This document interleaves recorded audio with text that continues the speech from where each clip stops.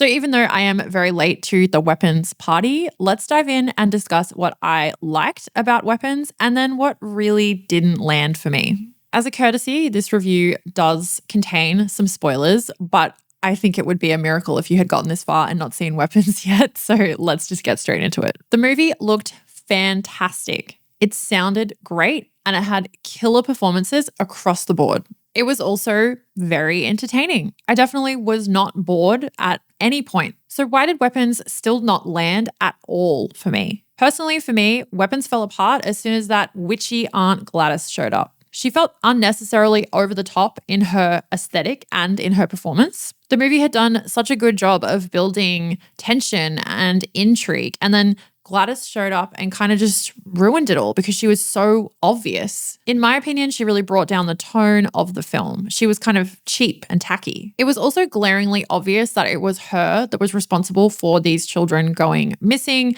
She was behind the whole thing, and this really took the wind out of my sails from a narrative perspective because I spent the remainder of the film just kind of going through the motions, kind of hoping there'd be something else thrown in there because Weapons was marketed as this film that has all these twists and turns. And then we have The Witchcraft, which to me, in my opinion, felt kind of lazy and just done before. The introduction of her character, like I said, brought the tone down and kind of had the film feeling like a satanic panic, cheesy sort of 70s, 80s film, which didn't really match the cinematic contemporary horror tone that was going on in the first half of the film. I just felt like Weapons could have done better than that. Generally for me, the overall storyline and message just didn't cut it. It felt confusing and lacking and like it wasted a lot of opportunities to play around and really say something with so many robust themes. There were one too many loose ends not tied up that I felt like I had to go looking for after the film, which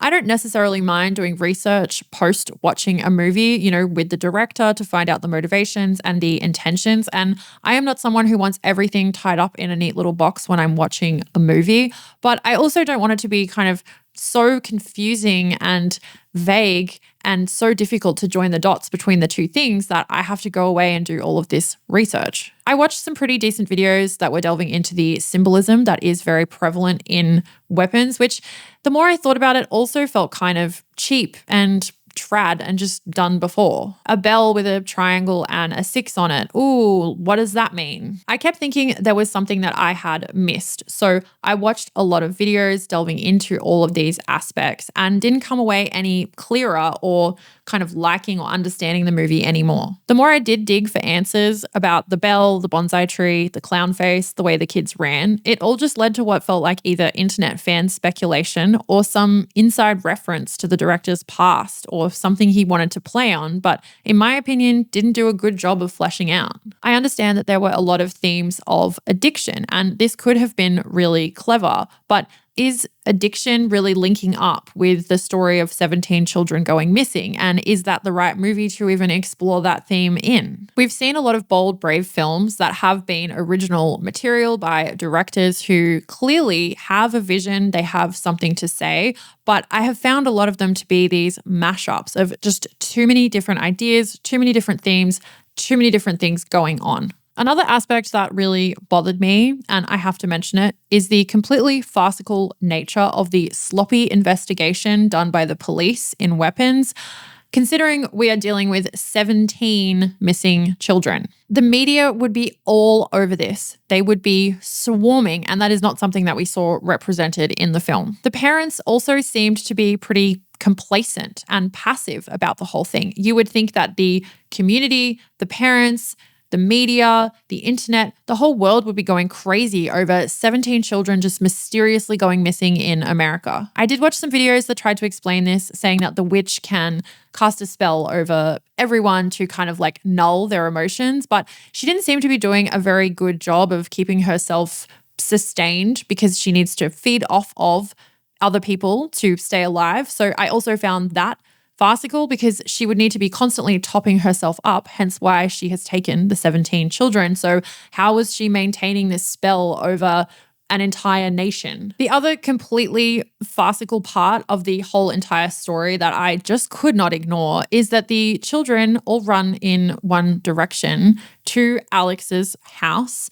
And yet no one seems to have grabbed any CCTV footage or, the door cams that are explicitly mentioned in the film, and we all see the children running out of their houses. This looks like a pretty affluent neighborhood. I really think that other people would have had those, and the police surely would have put two and two together, collecting that footage up and then triangulating that the children went to Alex's house. But it's completely left to Josh Brolin's character to discover, and it just felt like such a huge plot hole that I couldn't ignore. Then we have the scene towards the end where Gladys puts makeup on the fork holes in the father's face, and she takes Alex in to speak to the police. She goes on to say that the father has had a stroke and is now unable to speak, and the FBI or the investigators that are there don't really seem to need any proof of this, that all of a sudden the father is a complete mute when before he was completely fine. Now there is this insane looking, very strange woman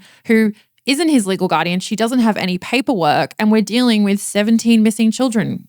It makes no sense. No one questions, where is the mother? Why is Alex getting the bus home from school when he used to be picked up? His parents seemed loving and involved. His house is now covered in newspaper. Just all of these things were completely left, and there wasn't really any answer or reason for them. She only had so many twigs on that little bonsai tree to pull her spell, so I do not see how she would have been able to cast a spell over so many people and maintain it for no one to find out where the children were and what she was doing. I know that movies are movies, and I am definitely not looking for realism completely 100% in films. I understand that this was a horror movie with a premise that isn't entirely believable at all, really. But these plot holes were so big that they kind of became almost offensive, and I found them to break the whole story for me, and I found it hard then to buy into the film. Sometimes Weapons was a straight up horror movie with jump scares and,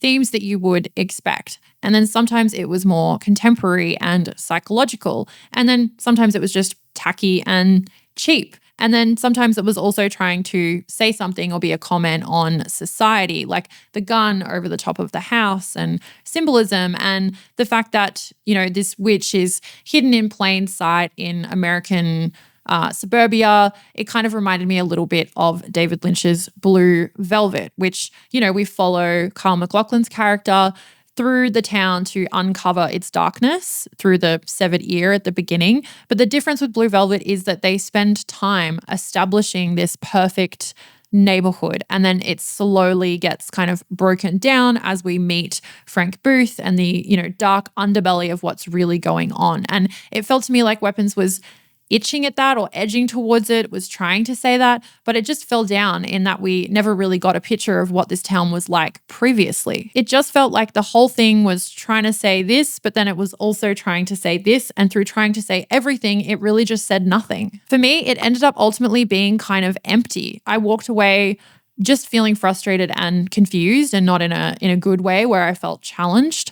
And the more I thought about it and the more I researched it, I just felt like it was a missed opportunity. I'm not upset that I saw it, and I would definitely recommend that people watch it. I think it was really well shot. The performances were great, and I do respect Zachary Kreger and what he did with Barbarian, and I think that he is an interesting person in cinema. And I think it's important to support and get behind films with original content that aren't just rehashes or franchises. I think we've seen some really amazing films that have a lot in them, and whether you like them or not, it's important to support that so that we see the studios back more original content and, bold, unique visions, even if they don't quite come together in the most perfect way. It's always interesting when we have these very polarizing movies. So let me know below what you thought of Weapons. I would love to hear. And thanks so much for watching, guys. I'll see you in the next one.